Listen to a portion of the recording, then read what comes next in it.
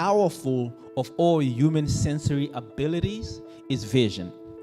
The human body has about 11 million sensory receptors. Did you know that?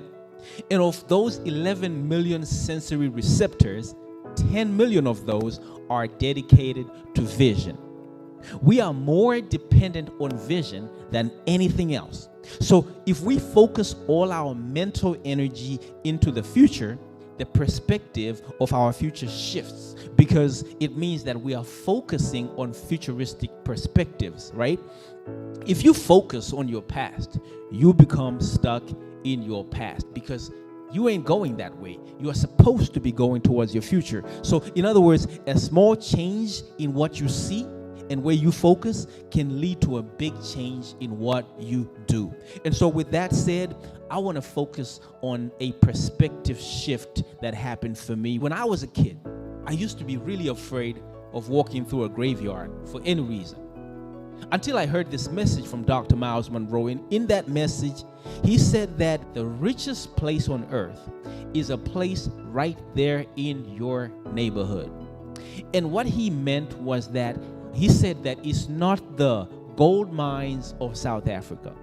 It's not even the diamond mines of Congo. It's not the oil fields of Houston. The richest place in the world is the cemetery. And he said that if I could find a way to mine the minds of those in the cemetery, I would be the richest man in the world. Because there in the cemetery lie the minds of people whose songs we will never hear, whose poetry we will never read, whose invention we would never be able to partake of. There in the cemetery lie the minds of men and the gifts of men that died with them. There in the cemetery are gifts that make God weak.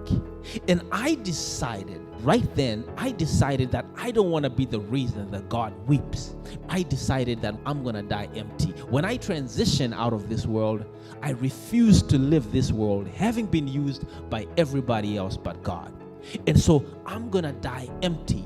But the way to do that is to make sure that I deposit every single thing that God has put me to deposit in the earth. And my desire in teaching you here about vision today is so that you too can be a partaker of those who have been sent in the world to deposit all that the Lord has sent you to deposit, or you will become what Dr. Myles called a generational thief.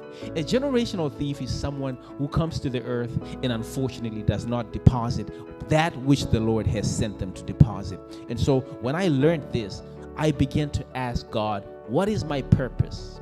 What is my vision? And you know what I learned? I learned that purpose and vision are intertwined and cannot be separated. Your purpose is God's vision for your life. I'm going to define vision. And so vision is what we're going to talk about next.